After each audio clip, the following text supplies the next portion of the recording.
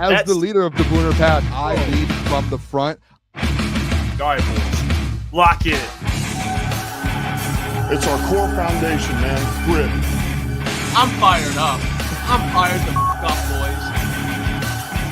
It's pumping right now. It's got my juices pumping, boys.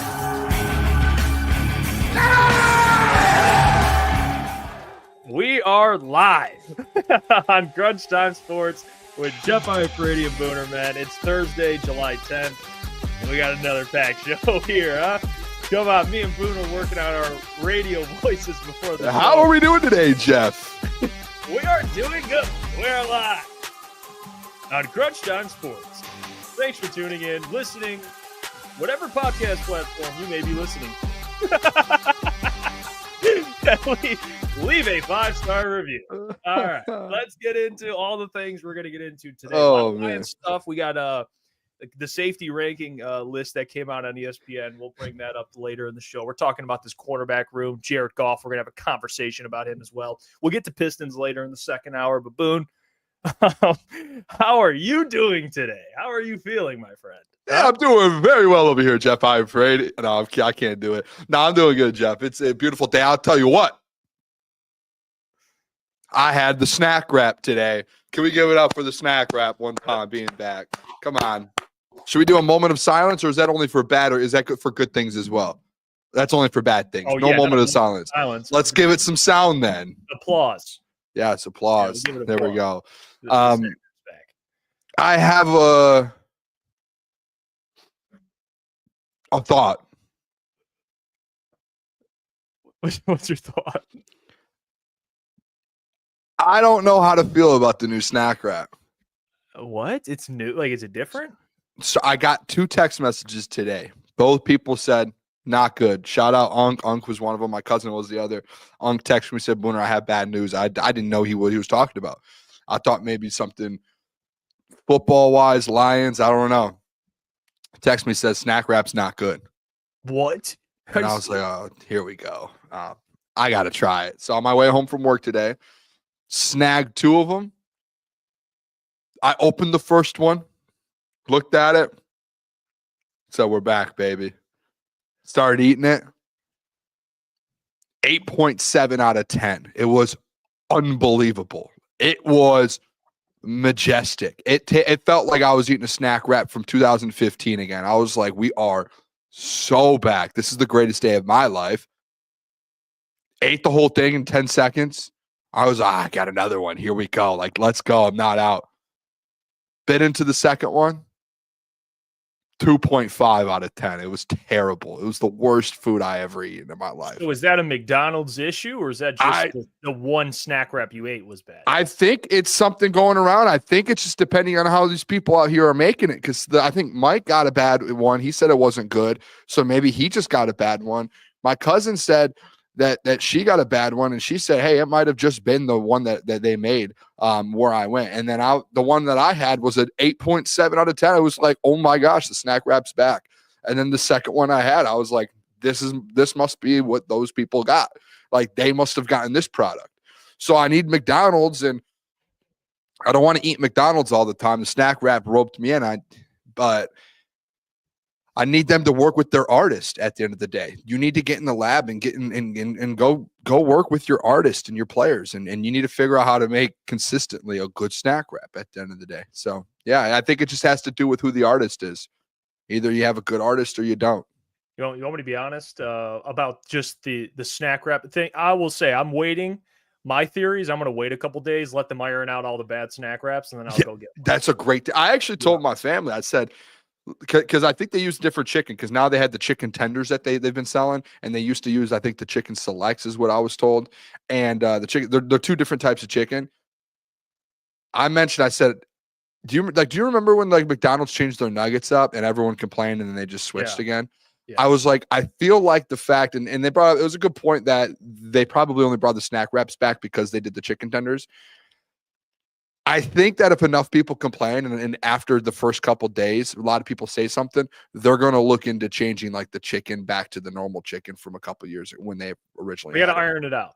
Yeah, I think that McDonald's, they're going to have to like It's just like when the new iPhone comes out, never get it right away in the first month because there's different things they change. They send them back. They bring new ones. They change things in it.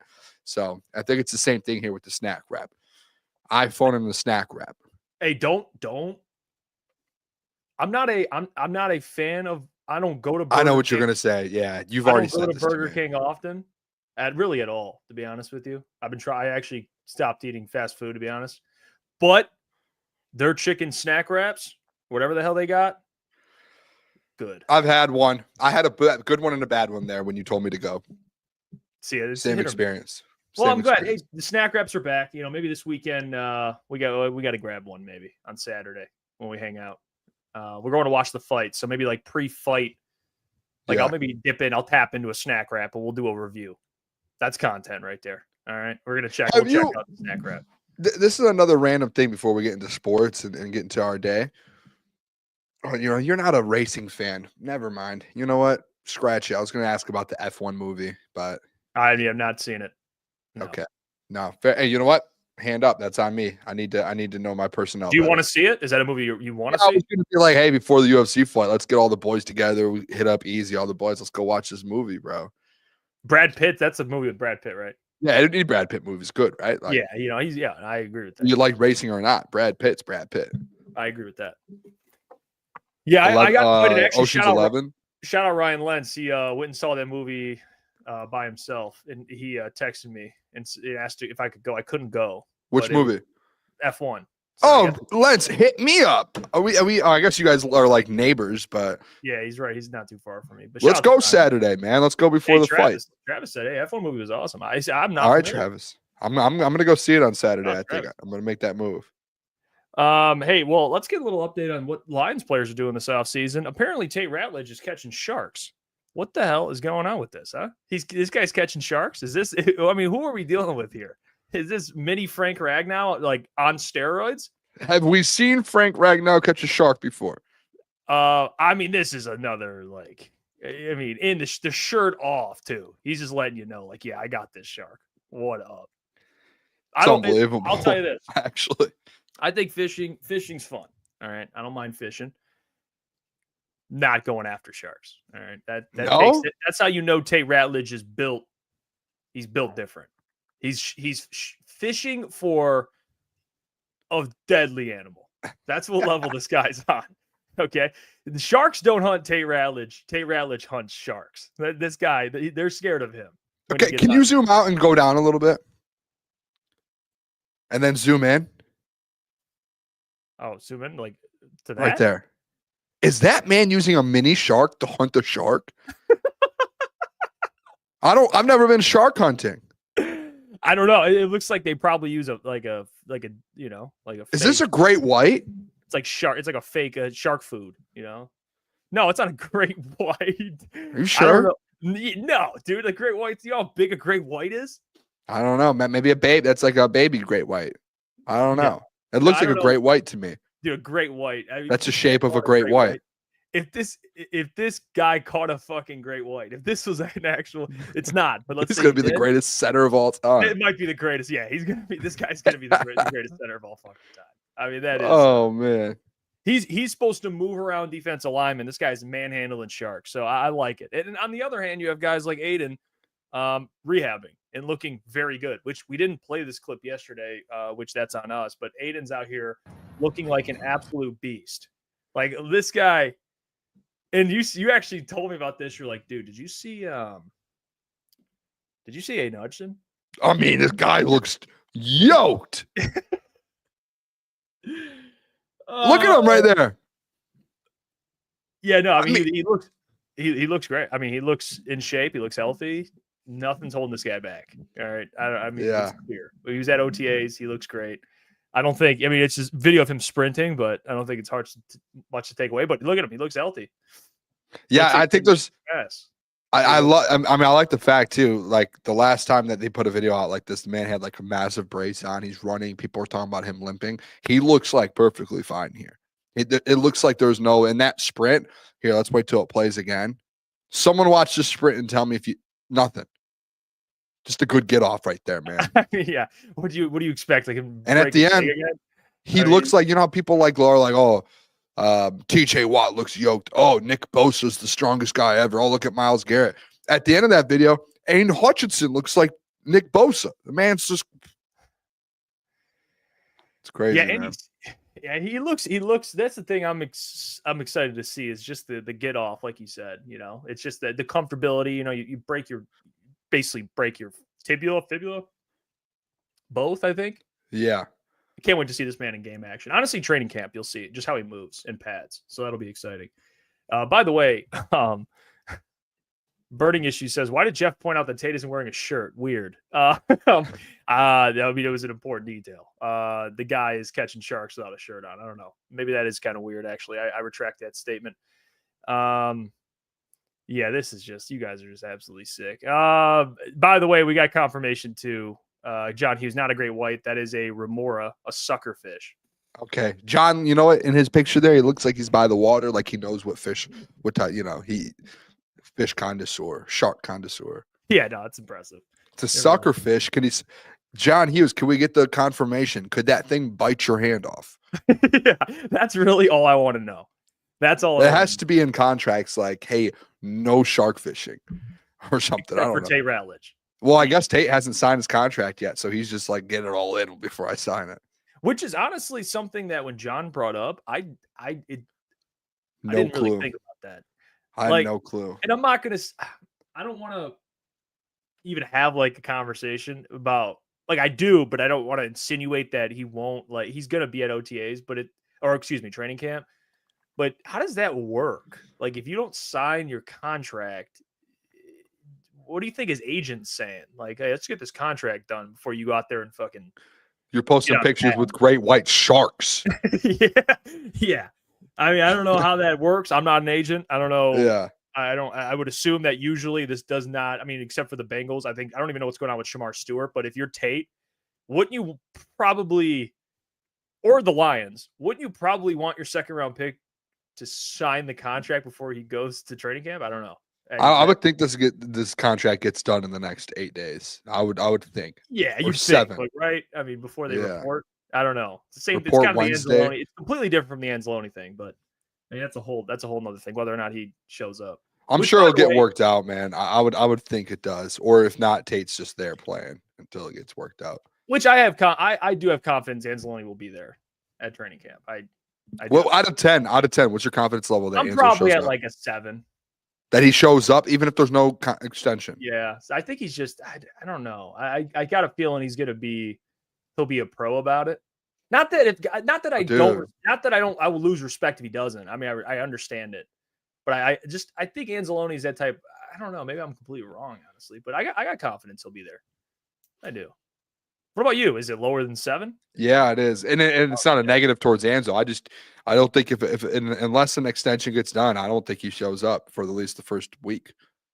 I think he's a vet, like where he can afford to miss. Anzo's not a guy that needs to be there. I get it's Kelvin Shepard and it's a new DC, but I think the man wants to get paid. I don't think you do what you did all through social media for the last 2 or 3 months and just be like, oh, I just did all of that just to show up. Do you see what I'm saying? Yeah. No, you don't. I'm going to go through doing all of this on Twitter just so when training camp does come around, I'm just going to show up. I don't see it. I don't see that world. Yeah, you don't. You don't. All the drama that's kind of happened. I guess it's a little bit of drama. It would be if he shows up. You're like, oh, okay. But if he doesn't, puts a lot of pressure on the Lions to get a deal done. So we'll see what happens there. I do, guys. The offseason has just been a lot of things been going on. All right, and we're getting to training camp in the next week or so, which I cannot wait for. It's inching closer to football. But this is the time where ESPN drops their NFL offseason grades. Okay. They drop their little offseason grades. And honestly, it's not for me, we're going to pick this. I'm just going to pick some things they say about the Lions offseason. And I'm sure you'll agree with a lot of what I say, but it's not even about the grade to me because I'll ask you before we look at this, what grade would you give the Lions offseason? And people in the chat respond grade. And I think we've done this before. I honestly, if I'm being completely truthful, I don't remember what grade I gave the Lions. but I would probably be around a B. That's probably the grade I would give. I would assume I gave a similar grade before. But yeah, actually, me and you had the same grade before. I think, or maybe I might have said B plus and you said B. I think we were just like one off, half a grade off. So around a B, we agree, and that's all. I'm talking, by the way, off-season draft, free agency, re-signing players. You can factor in extensions. You can factor in maybe if you don't like that they haven't re-signed Zadarius, you could factor that in, I guess. I mean, just to get a little bit subjective, but and people are probably already putting it here. B minus, B minus. I see B. So again, in the ballpark of B, probably a C for me. Okay, well, damn. ETN F minus, you sicko. All right, let's show this. I'll show the grade, and then I want to get into why they think it's a B minus, which that is my bone to pick, to be honest with you. It's not really necessarily the grade, but why they believe the Lions did not have a great off season, or at least as good of an off season. And some of that has to do with what they believe is reaching in the draft. So let me put this on screen for you guys. All right. So very simply put, I'll just read off these three things and then we'll talk about it. Biggest move, ESPN believes, extending Kerby Joseph. Biggest move, probably agree with that, I think. I mean, yeah, that's massive. Extend Kerby. Move they liked, signing cornerback DJ Reed. Move they disliked, reaching for defensive tackle Tyleek and wide receiver Isaac Tesla. Now, I want to show, now they mentioned the coordinator hires and how that could be a question, which you have to factor that in. I understand that, losing both coordinators. But this is what frustrated me right here, this paragraph. All right, let's just go. This is what we're going to pick apart. All right. My biggest qualm, what a word, by the way. Qualm. Came during the draft. Look at this, it's ridiculous. At least give me a according to definition. ESPN's draft day predictor, the Lions reached in the first round when they selected Williams. They then traded up to make a severe reach in round 3 for Tesla at pick 70. While we don't always know how the league perceives a player, the Lions have made a habit of this inefficient behavior. It has worked thus far for this regime, but it is still a bad process. That is okay. So let's talk about a couple of things here, Boone. First, wow, I want to make sure. Yeah, they just shredded the. Who wrote that? Do we have a name? I will tell you that name right now. Actually, the name is Seth Walder. Okay, Seth. All right. So listen here, Sethy. All right, let me talk to you for a second. This is the problem I have with this. I'll talk about something I think is fair. I'll give you a bone. I'll throw you a bone, Seth. All right. What I think is fair is losing both coordinators. Well, I've already went through this. Do I think it affects their win-loss record? It could. Do I think it drops them to what Adam Rank predicts, 8-9? Absolutely not. I brought up the Eagles. The Eagles had 2 crappy coordinators, still won 10-plus games. It's not going to affect, I don't think, as much in the regular season. It's really big picture Super Bowl. That's what I look at for these coordinators, essentially. So I don't know if you probably agree with that. Like, okay, that's fine. You want to say they lost 2 great coordinators. Cool. Whatever. Fine. That's a fair thing to say about a team. They also mention in this article, which I didn't read it, but I'll just tell you what they said. The Kerby Joseph extension, he did put, Seth, a move he liked was Kerby. Yeah. He also did write in the article, verbatim, he said, most believed his box score numbers overstated his value. I do think this is an overly steep contract, even if the guarantees aren't bad. So let's get this straight right now. We've seen players lead the league in picks. The one that comes to mind, Boone, Trevon Diggs. Remember Trevon Diggs lead the league in picks, but everyone knows Trevon Diggs was getting thrown at a lot. Like, this guy's getting torched, plays corner, different from safety, but still, I understand the argument with box scores. The thing that I don't agree with is using that argument for Kerby Joseph, who actually has high coverage grades, is a good cover safety. Even when teams don't throw at him, he gets takeaways. Like, he's just all over the field getting takeaways. And it's not like it's a one-off season. He had 9 picks. I think was it 9 picks? Whatever it was. Led the league in picks. He had 4 back-to-back in the year prior. So he's been doing this. So, like, to try and insinuate that you're basically saying he's a little overrated. That's what they're saying, essentially. So do I think that his contract is equal to his value? Yes. Do I, of course, factor in, Boone, that it's not always who's the best, it's who's next? Yes.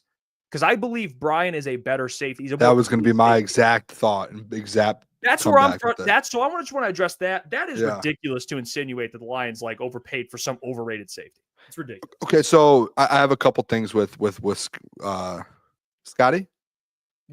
Scotty. Is that his name? Sethi. You said Sethi Walder. Yep. Sethi is unbelievable out of you. Yeah, I mean, okay, I understand the concept of why he's thinking that. To be honest, Jeff, you're saying you're mad that he said that, but then at the same tone, you're saying Brian Branch is better. Brian Branch should be paying more. Right? Well, Brian Branch will probably ask for more. So, but my point is, it's like, I think the point of him saying, hey, maybe it was a little too much was because of the fact that, like, he's not even the best. In my opinion, Brian Branch is the best safety in the NFL. Now, the interceptions, people will say, well, 9 interceptions, let it. He's the best in the NFL. For me, no, wrong. It's Brian Branch is the best safety, in my opinion, in the NFL. So when you do look at the contract and say, hey, right now he's the highest paid, not just on his team, but in the entire NFL, that's where I think he might be coming from. Now, if he's trying to take away on what Kerby actually does on the field, then he's dead wrong with that. And shout out Nobody. He says, what's up, Booner? I'm on my way to the casino. Any tips? Win some money. Get the free drinks there. Hey, Nobody, you be smart and walk away when it's time to walk away. Yeah, once you get up a little bit, get out of there. You take a profit. All right. I will say this though, Jeff, with Seth's article, one of the points I actually really do agree with, and I think most Lions fans do need to. I'm not going to tell him how to feel, but it feels he's not wrong. Is the reach on Tyreek and the reach on Isaac Tesla? I don't think he was wrong in saying that. Like, I think we all know that those were two kind of reaches. No one expected Tyreek Williams to go where he did, and especially to the Detroit Lions, and no one expected the Lions to trade up. What was it, Jeff? 1 million picks to get Isaac Tesla? I don't think so. Now, the argument that you can hit back with it, little 1-2 punch back, little right hook.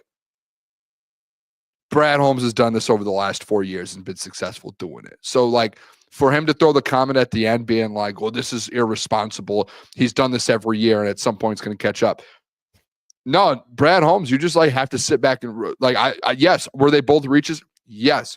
You can't deny Brad Holmes is good. He's great at his job. Right. You know what I mean? So that's where it's like, for me, it's, yes, he is right. Those were both reaches, but you gotta trust Brad on those. He's done it multiple times over the last 3 or 4 seasons. Multiple times. Here's my problem. I actually disagree that Tyreek was a reach. No, it's a fact. He was projected 2nd round pick. I'm not saying it. There's your problem. I'm not saying it. No. I'm not saying it as would I do it, and do I like the pick? I like the pick. But technically, if we're getting technical, when you look at mock drafts, he was not projected to go 28th overall. So technically, it was a reach. He is not wrong. It is. No, he now the fact after, this is what I hate about talking sports with some people, Jeff. No offense to you, with all due respect. You can't get mad. I said with all due respect. With that, there's these people who it's like the people with Malik Beasley and Duncan Robinson. Oh, a month ago, hey, Malik's the best in the world. He's way better than Duncan Robinson. Oh, now Duncan Robinson on the team and Malik is it. Duncan's way better than Malik. It's like, what do you do? Like, shut up. Respectfully, shut up. You know what I'm saying? Like, you're saying that because he's on the team and Brad picked him now. No, it's not. But before the draft, he was a projected 2nd round pick on every network. So when you do get him, you can't tell me we all weren't just like shocked, like, oh, wow, Tyreek. Wow, okay. Probably like, whoa. But then obviously when you look back in hindsight, there might have been teams that wanted him as well. He was projected 2nd round.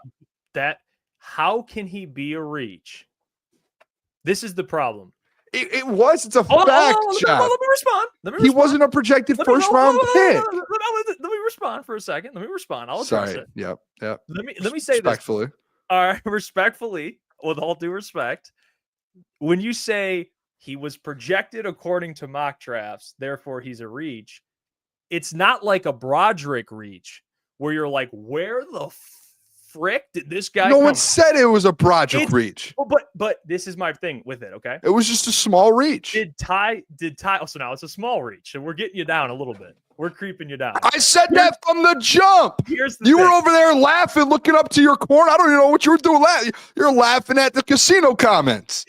I said it was a small reach. It wasn't the biggest reach, but it was a small. It was Okay, I don't think it was a reach. Because I'll tell you why. Oh, yeah, no, you're right. Yeah, he was projected to go there, 28th. Tyreek said at his press conference, the Bills were going to Agreed. Yes. take him. So how That would have been a reach for the Bills, too. So what? I mean, this is the problem, right? What do you expect? So for it not to be a reach, the Lions would have to trade back 4 picks and get him. It's like they got the guy. He was going to go early second, whatever, or late first, actually, after it was confirmed the Bills loved him. They took him at the right spot. Now, Isaac Tesla, we can have a different combo because that's more of like that was a bigger reach. Yeah, well, that's more of a Brad, and we like the player, but that was more of a Brad, like, I love this guy so much. I want this guy. Tyreek is like, dude, I don't Jeff, look at he was him a as small reach. What are we doing here, man? Like Campbell, Jack Campbell. Yeah, he was as well. But he's not a Tyreek. Like, that is, they aren't like. Was Jahmyr Gibbs a reach? No. Jahmyr wasn't. You didn't want to draft, or you don't like running backs in the first. Different. Reach versus preference, right? I don't. What you're asking me? What I want? Okay, I'll catch you up in that one. You see what I'm saying? But the Patriots wanted Jahmyr. You get what I'm saying? That wasn't a reach. No, I actually don't get what you're saying. I really don't. But you get what I'm saying though. The Patriots would have drafted Jahmyr, so they took him. It's not a reach. Like, he was going to go a couple picks later. So if you want to say a reach by 3-4 picks, like, okay, cool. But the Jack Campbell one is fair because that one, I'm gonna be honest, like, I didn't expect. I don't think many people were like, oh, okay, Jack Campbell. That we can have that conversation. I don't think Tyreek's in that conversation personally. So that's where we actually disagree. I think it was the pick they loved, and I think he was going to go anyway. The area he went. So a couple picks, it's like, if you want to say slight reach, go ahead. I don't think it's a reach. I don't. If the guy's going to go around the same pick as you and you like him, take him. Like Jack Campbell, do you believe Jack would have went any other pick in the first round? Yes. No. I think there was actually reports that came out that said there were teams that might have been interested in him in the 20s. Really? Same as Tyreek, bud. No, he is. How have the tables turned? Tyreek was a starting defensive tackle on a championship defense. Okay, and Jack Campbell's a very good linebacker. Yeah, I'm not denying that, but I'm saying Tyreek was like. Okay, you say that, but it was like, okay, so this is my point, Jeff. We're acting like he took like Jeff Iafrate defensive tackle out of fucking UNLV. Hold on. It's Tyreek Williams. You just used the thing acting like he's like the greatest ever. He was a starting defensive tackle on the national championship teams. Not starting, a game wrecker. Okay, but then why wasn't he a projected first round picks in every mock? He was exactly. Man. Why don't make that comment? No, because you make that comment, Jeff, trying to act like, oh, he was supposed to go 28. Then why wasn't he mocked to go top 28 in any mock drafts? Because Mel Kiper, Brad, and we're not talking Mel Kiper. I'm talking all 50 of the top dogs out there who do mocks.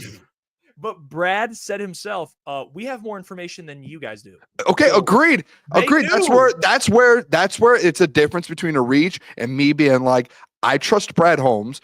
I like the pick.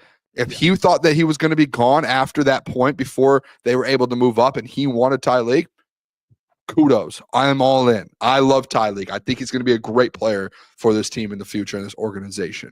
But that doesn't give over the fact of just like analytics and just straight looking at, hey, what were the draft boards look like and what did the mocks look like? Oh, you put them together? Oh, I think anyone that paid attention during mock draft season and during pre-draft process saw out in the public, Tyreek was not projected to go in the first round. That's the point. That's the point of this article. Do you think he was a first round player on a lot of GM's boards, Tyreek Williams? He could have been maybe a couple, like the Bills and the Lions. Well, I mean, a couple, yes, a couple, Jeff, because there was 27 out of the 32 teams who chose not to pick him. So he obviously wasn't a first round. I'm not saying he would have went significantly higher, but Brad Holmes obviously felt he was a. Yeah, probably Brad. The Bills obviously came out and said it, and maybe there was one or two other teams from 27 to 32 who were like, we would take Tyreek. But my point is, he wasn't projected to be that pick. Like, he wasn't. So a little bit when you look at it, and a lot of these guys, and I'm sure this guy does mock drafts and he does big boards and he does that. I'm sure, Jeff, the point of this whole thing is when guys like that who make these articles, when they do their big boards and they do their player rankings, when they have Tyreek Williams as the 39th best player on their big board and he goes 28th overall, do you see where that could be just a small reach, whether you disagree or not? No. Technically, okay. Because you're not understanding it. I get it. I understand. I disagree because if he wouldn't have went 28, he would have went 30 to the Bills. So is it a reach? And that would have been a reach too, technically, to him. So apparently, according to it, we're going off Seth Walder's. It's what the definition is. This is what I'll say. He's a reach according to who? That's what I'll say. The guy who did the article. That's why he did the. So Sethy Walder. And I bet you 90% of the people who did mocks and had big boards, they would have been like, yeah, I didn't have him at my 28th best player. So the big boards.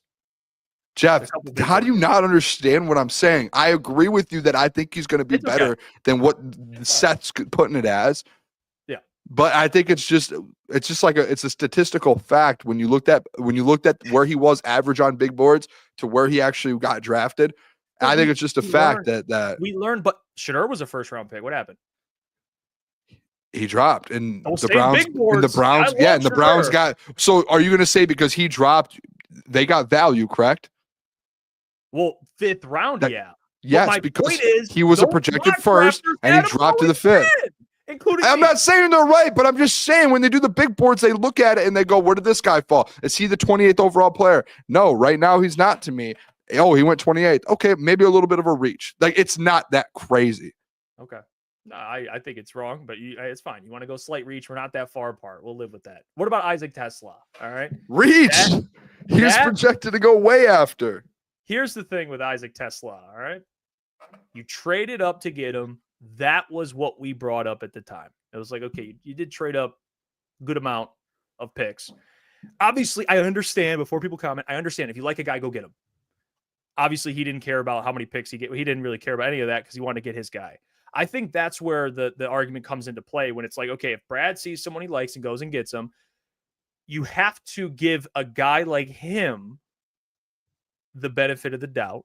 Even if I don't like the trade, I don't like the value, because when he takes guys past the first round, he took Isaac in the third, notably in the third also, by the way, third round picks, Aleem McNeil, Kerby Joseph, they usually work out.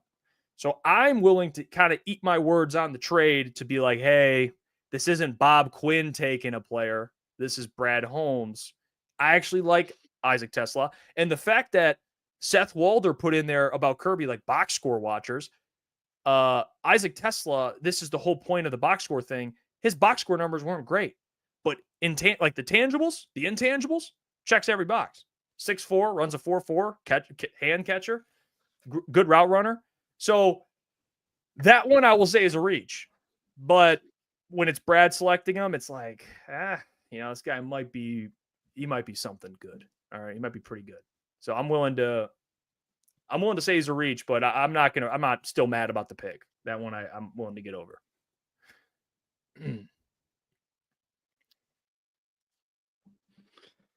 What? What I was trying to explain to you about Tyreek. No, it's different. Because Tyreek had the numbers. The exact same thing. No, it's different. Tyreek had the numbers. He was one of the best players on the championship defense. Isaac played for Arkansas. I'm saying the point of I trust Brad that he has been very successful in the draft.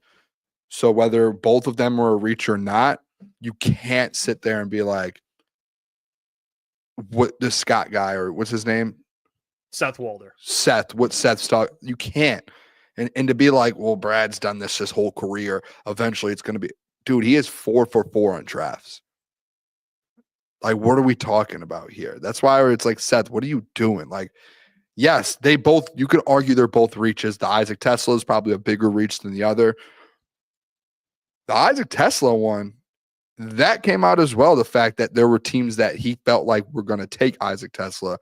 That was why he moved up to make sure he got him, because there was a like run 30 spots or something, I think. Yeah, because there was a run on wide receivers, and he thought that Isaac was about to go, so he moved up. Very similar situation, in my opinion, to the Tyreek Williams thing, just later in the draft and a couple more picks. And he didn't trade for Tyreek, but the fact that the Bills were going to take Tyreek. So, yeah, no, listen, I think it's a similar thing. I think you could sit there and you can argue it, and you could talk about the trade, about the third-round picks or whatever it was that they gave up for it. Who cares at that point? I think the jury is still out, though, for Isaac Tesla. Like, we got to see it over the next year or two. I think by next year, you have to hope that you just used essentially, what did you gave up? Essentially used 3/3, right? I think one of them was a compensatory pick, and they gave up like 2 other thirds. You essentially gave up 3/3 with it. So in my opinion, it's just, hey, that does have to work out. This isn't like a Broderick Martin third round to where you get into year 2 and you're like, whatever, we can just move on from it. No, this is one where you didn't just use 1/3 on him. You used multiple third rounds, like 3. Just look, 2/3. But you technically used 3 because of you used him as that pick as well. So it's essentially 3 third-round picks you used on one player. He better work out. That you basically drafted the equivalent of 3 Broderick Martins. Imagine the hate that people got, the sustain or whatever the word is for people against Broderick. With Isaac Tesla, it's times 3 because that was 3/3. Those aren't just like 6th, 7th round picks. It's a 3rd round pick, and it's 3 of them.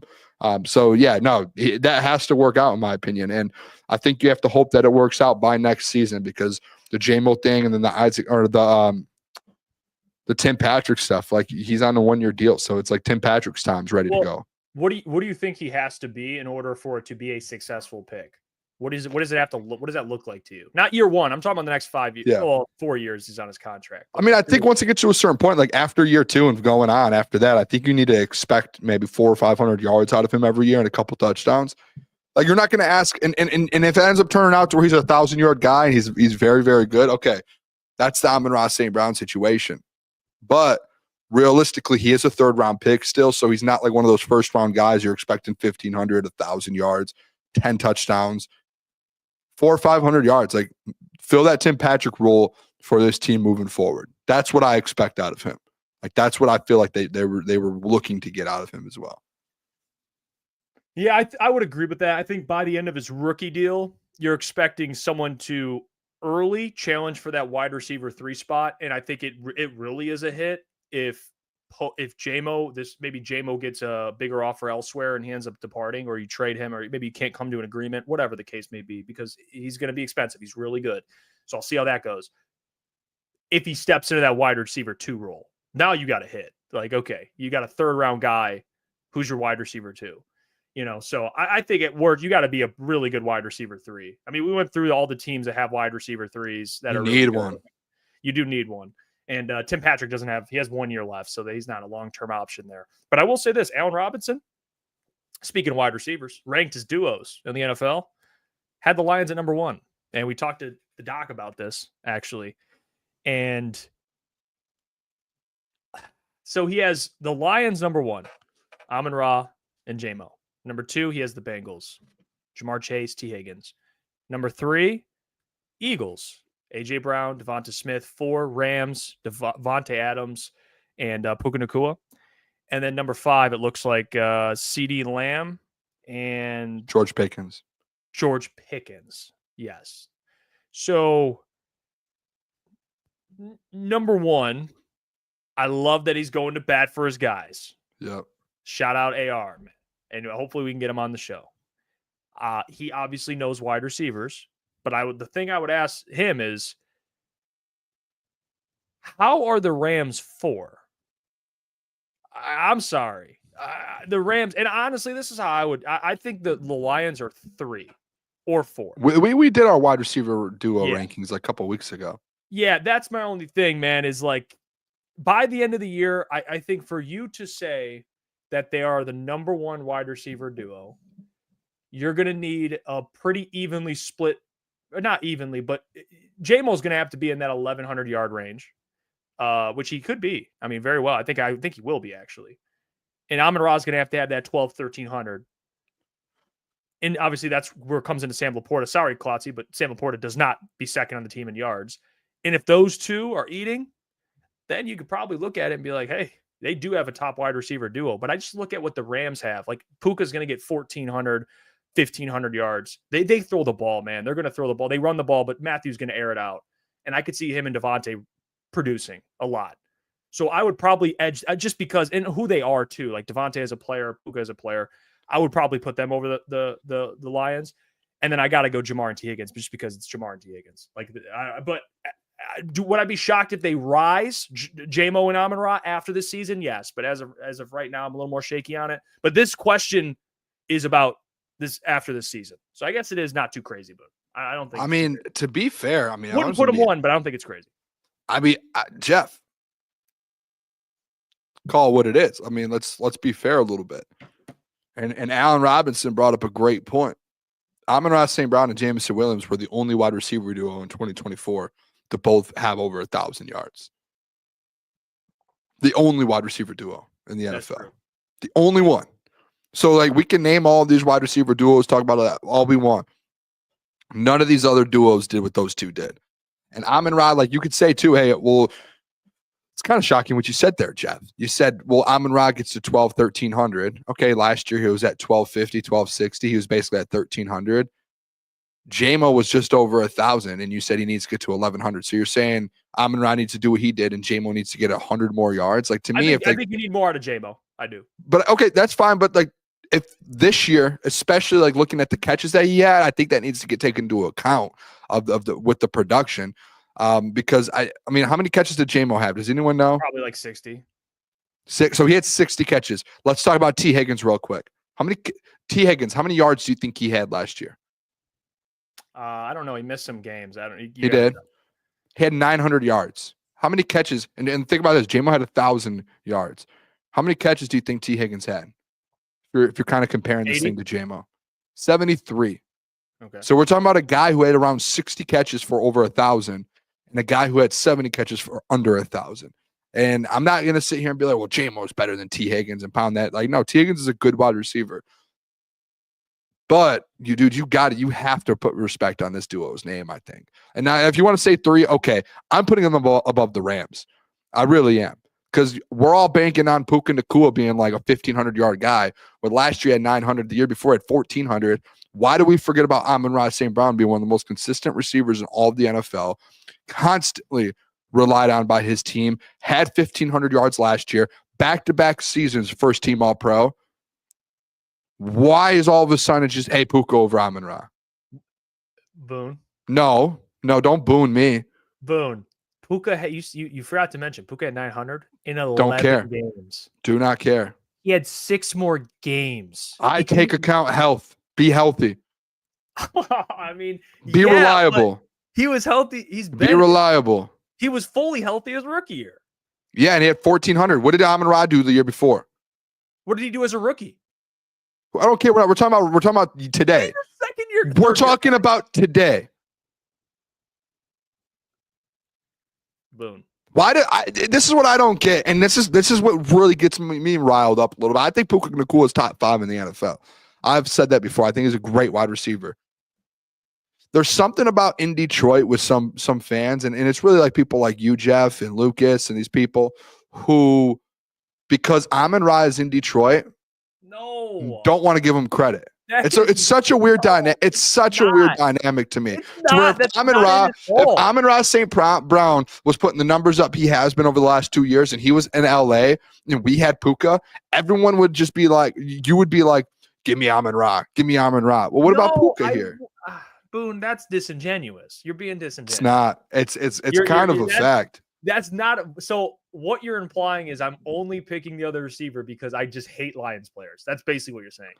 No, I just think I think there's a block in people's minds sometimes that can't get over the fact to give credit. It's the same thing with Jared Goff, where people can't give Jared Goff credit, but they'll give the most wildest quarterbacks credit in the world, like Trevor Lawrence. You'll go on this Trevor Lawrence I rant. said Goff's better than Trevor Lawrence. But I'm saying throughout the last year or two, like people, you see what I'm saying? No, I don't. I don't know what you're saying. You should.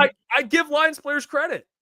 No, you do, but I think there's still a block in people's minds. Like, dude, just give the guy some credit. You're putting me in the block. I mean, I don't. Why? I am throwing you in there, dude. Puka. And this is the thing. You're stumbling over words right now. No, You cannot. Real quick, we cannot use Etienne's argument. He's a Rams fan. He's a Rams fan. No. You just don't like the argument. I didn't even read it. He's a Rams fan. Pace argument for Hutch, but we I didn't even read. For Puka. Didn't read it. He's a Rams fan. So because Aiden, he was on pace for 20 sacks. Puka was on pace for fucking 1,600 yards. Got to be healthy. Hutch got to be healthy. He should be 7 then. He should got to be healthy. He was the best edge in the NFL at that time. Puka was one of the best receivers through 11 games. He was probably top 2, 3 in the league. He was probably 4 or 5. Amon-Ra 3. You don't. Now you're stumbling. Who's stumbling over words now? I didn't stumble any other words. I said that very clear. Do you hear what I said? Probably 4 or 5. Amon-Ra St. Brown, number 3. So was that clear enough for you, Jeffrey? You're telling me, and this is like you put me in these positions because now I'm going to sound like a hater to you now. This dude was a Pro Bowl as a rookie, Boone. Okay, congrats. He's the truth. What are you talking about as a rookie? Like, I don't care. Why are we using as rookies? Don't care. All Pro as a rookie. Okay, was he an All Pro this last year? He would have been again. Amon-Ra St. Brown is back-to-back years All Pro, including and you're talking about he's an All Pro his rookie year. Sick. Back-to-back first team All Pro. Has Puka Nacua been first team All Pro in his career yet? Dude, I'm asking you. You can answer that. It's okay. Has Puka Nacua been first team All Pro yet? Boom. I'm genuinely. I'm asking. I actually don't know if he was All Pro. No, he hasn't. He's been one time in 2 seasons, second team All Pro. Amon-Ra St. Brown in the last 2 years, first team All Pro. Second team All Pro as a rookie. Second team, but who's ahead of him in first team? Dude, you're going. No, I'm asking you a question. Who's ahead? It's Amon-Ra St. Brown. So we're going only off All Pros then. No, but when you look at it, like the voting, when it comes down to who are the best wide receivers in the NFL, typically the guys who are first team All Pro, those guys typily well then you know are the what? best in the league, and he's done it back-to-back seasons. Oh, great argument. Let's give the Rams have a better wide receiver duo because Devontae has 3 All Pros. Oh, here we go with the All but not the last 2 years. When was it? Oh, no. All Pros. You keep bringing up so far in the past. We are talking about today's NFL. When was Devontae Adams All Pro? Tell me. It doesn't matter. He was All Pro. No, it does matter because you're bringing up rookie years in this. Dude, we're talking about now. Amon-Ra St. Brown, the last 2 NFL seasons was first team All Pro. Where does the respect come for that guy? Genuinely asking. Because if he's top 5. If Puka Nacua was first team All Pro the last 2 seasons, you would be like, he's one of the best in the. But you just won't do that for Amon-Ra. No one. Like, what are we doing here? Amon-Ra is top 5. You're acting like I said this guy's top 12. He's top 5. He's back-to-back seasons in the NFL first team. So where would All-Pro, you put him then in the top 5? Top 3. Jamar, Justin, Amon-Ra. Yes. He is a first team All Pro back-to-back seasons. Does that not hold any weight? It does. Pro Bowl does not. All Pro does. First team. That means you're top 3 at your position. And not just 1 year where it was like, oh, he just had a really good year, breakout year. 2 straight years. What are we doing here? Yeah. Why even have All Pro if we're just going to look at it and be like, you know what? These guys just aren't that good, actually. They're not top 3 at their position. Why are we throwing Hutch in these conversations then? Hutch isn't now considered. He's not. We said it yesterday that we put him at 4 or 5 in the edge ranking. We don't put him in the top 3. Top 5 with how many All Pros? None, but he's not top 3. If he was a first team All-Pro and a top 3 edge rusher, then I would be putting him there. I'm not just throwing him in the top 3 just because he hasn't done it yet. Did I say yesterday Hutch was the 3rd best edge rusher in the NFL? He's top 5. Did I? No All-Pro. I put him 5. You probably would put him over guys that have All-Pros. Not recently. I don't think there's guys that I would put him above that recently have had All-Pros. Oh. Now I want to look at some defensive ends and see who. And then like this, AG's burner. 1 All-Pro was a gift from a wide receiver. What are we talking about? The guy's back-to-back All-Pros. They're not both just luck. Come on now, man. Okay, just so I'm clear, you would say Trey Hendrickson's better. Yeah, I mean, he was probably, last year he was for sure. The last couple years. Okay, just making sure. We had this conversation yesterday. I literally said yesterday Trey Hendrickson deserves to be higher up. He was All-Pro. I said it yesterday. He was All-Pro, had 17 and a half sacks. Very underrated. I'm consistent with these. You can't try and trick me here. Well, no, I just called you out because you didn't. You had no facts. Regardless, Amon-Ra's top 5. Okay, he's not. By the way, I just want to make sure I clarify that again, so I'm not sounding like I'm disrespecting the guy. Okay, now if you want to rank him, I'd probably go CD Puka, then Amon-Ra, but whatever. If you want to put him 3, that's fine. I'm not going to fight you. He's an incredible receiver. What are we doing here? But Amon-Ra St. Brown, Jeff, has 22 touchdowns the last 2 years. Puka has 9. 22 touchdowns to 9 touchdowns. 22 to 9. 22 to 9. This isn't close. This is the problem. I don't know what else. So are we going to say that Devontae Adams is better than Puka because he has more touchdowns? No, but I'm just taking it as a whole. Like Amon-Ra St. Brown over the last 2 years has like 40 more catches, 12 more touchdowns or whatever, 13 more touchdowns. He's in. 2-time first team All-Pro. He had a year with more yards than him last year. He had a 1,500 yard season. Yeah, and okay. Now, again, I'm not even going to go down this road because I'm not disrespecting Amon-Ra. If we want to talk higher ceiling in careers like that, like who's going to end up being a better wide receiver, whatever you want, we can have that convo. Who's going to be a wide? You would still say Amon-Ra over everyone, but Jamar. No, I think Puka is going to end up being very good. He's already good, bro. I think it's good now, but I just think right now Amon-Ra.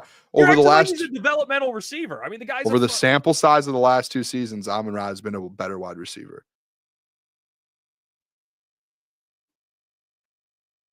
So you're telling me if you're saying that Puka Nacua has more work to do after putting up 1,500 his rookie year and 14, and Amon-Ra put up what 15, and who had more than him? Amon-Ra had 15. Rookie, I'm saying. I don't care about a rookie. We're talking about receiver.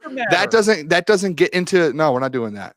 You're not just going to say because he was a rookie. It doesn't really matter because it's like no, it's like, hey, that's cool, like good job, dude, that's impressive. But just because you're a rookie putting up numbers doesn't mean you're automatically the best in the game. Rookies put up that. I don't care. I get what you're saying. It's impressive. Jefferson did that. Justin Jefferson. It isn't Jeff. Listen to me. Listen. It is impressive as a rookie. He did what he did. But just because he did that as a rookie, you're not going to say, oh, he's better than Justin Jefferson now. He's better than this guy. You're better than this guy. No, he's up there. That's why he's a top 5 to 7 wide receiver. Probably 5. Get that out. You probably put him at 5 is fair. 5 is fair. But to automatically just throw him up because he had, as a rookie, because we're going to talk about age.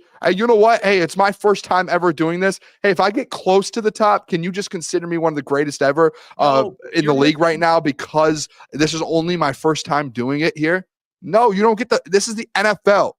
You don't get the benefit. Year 2. You're acting like he fell off. I didn't say he fell off.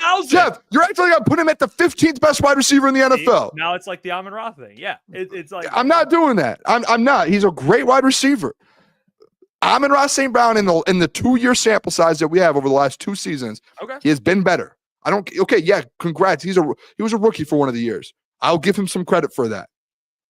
But that doesn't, just because you're a rookie doesn't just automatically lift you up 10 more spots because you did it as a rookie. It's the NFL. They don't care what year you're in. They don't care how old you are, how young you are. I don't you care. go perform. And if you perform great, That sounds Good too job. cliche. If a guy balls out his rookie year, you're in a conversation. I mean, dude, you're comparing that once his first season that had 1,400 yards to what Amon-Ra St. Brown season, who had more touchdowns, had more yards, had more catches. He was first team All-Pro, and Puka was second team All-Pro. That's the best season you're handing me right now with Puka Nacua. Through a 2-year sample size, he was on track to have back-to-back 1,500 yards. But he didn't. He got hurt. It's just, again, we used it with Hutch. But with Hutch, I didn't put Hutch top 3 because of that. I said if he would have, I'm putting him at 5. I literally said I'm putting Hutch around 5 because you said he dominated in those games. He did, and that's why I have Puka Nacua at 5 as well. I take that into account. Right, you have to put the numbers up. You can't just get hurt and be like, well, he was going to do it. Like, do you not remember the combo we had yesterday when I said if Hutch played the whole season, he would be top 3, but he has to go out there this year and prove that he can do that to be top 3. I promise you, if Terron Arnold looked like Sauce Gardner his rookie year, you'd be sucking this man. No, I wouldn't. Jeff, yes, I'm so consistent. I've been very consistent. No, you wouldn't say it's the NFL. You have to win. You literally just tried to say I put Hutch up there, and I just proved you wrong with that. And now you're trying to just deflect to Terrion. Where does Terrion come into this convo? I'm bringing up the rookie point you made. If Terron Arnold balled out as a rookie, you'd glaze him. I want to put him top 5. Yo, you'd say this. You'd be like, this guy's good. If you look good, that's such a great say. You really got me there. Like, yeah, he looked good. Like, you would say okay, wow, he looked great. I know you would. Because you just can't, like, in my opinion, you take the last 2 season sample size and you line the numbers up and you line all the All-Pros up. I get Puka was on track to do it again last year. The man got hurt. He didn't do it. You have to take all of that into account. It's the same thing last night with Hutch. When I said I would put Hutch top 3 if he didn't get hurt and had 17 sacks last year. He got hurt, so I throw him at 5. Well, it's like Alan just said Neighbors. Like, I think Neighbors is already, like, he's already up there. He has to prove it, though. He has to go out there and do it. Neighbors doesn't even have an All-Pro. 1,200 yards again. Are we just handing out participation? Here, Jeff, you know what? Hey, you've been doing podcasts for a couple years now. Hey, I know you're not the best in the nation, but you know what? I'm going to give you a participation medal for just trying. Look, if I started a podcast. Neighbors is a great wide receiver. You have to earn it in this league. If I started a podcast and I did 50,000 subs in a year, you better think I've arrived. Yeah, but you're not no part of my take with 1 million subs. But are you going to be like, well, he's as good as them? No, go prove. You don't just get to get anointed that. Now we're getting it. No, that's not. I can agree. Malik Neighbors is a very, very good wide receiver. He's got to go out there and get All-Pro, and he's got to go out there and put 1,500 up. He has to go out there and do it. Until he does that, he had a great rookie year. That's unbelievable. Fine. Yeah. Well, before we move on, I do want to tell you about the sponsor of the show today. Yeah. Hey, shout out the sponsor. And that is Comer & Cross. So let me tell you about them. Comer & Cross one-day installation concrete floor coatings. I know you're tired of staring at your crack-stained garage floor. Right now, during Comer & Cross summer installation sale, they're offering 12 months, same as cash, or $500 in savings.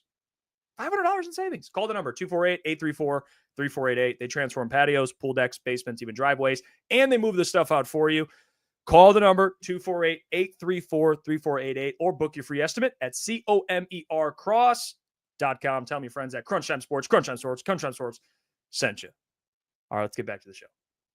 Boone, we have to get to these safety rankings as well because let's do it. It does feature a safety that did ball out his rookie year, 2 of them. So we're and it is relevant to the conversation. They rank safeties. Let's see who they got. All right, Kyle Hamilton comes in at number 1 according to executives, scouts, coaches. Disagree or agree with this one? Agreed. Okay. All right, that's fair. I actually agree with it too, if I'm being honest. Number 2. What? Brian Branch. Number 2 in the NF freaking L. Can you believe it? Someone had him at number 1 too. Yeah, that's huge. But why wouldn't the Lions put Kerby at 1 though? Oh, that's actually very interesting to think about. That is fair. Number 2 safety in the NFL. It says Branch entered the elite in 2024 with 4 interceptions and 16 pass deflections. The latter rankings top among safeties. His 21.1% ball hawking rate is second best among safeties with 50 or more targets.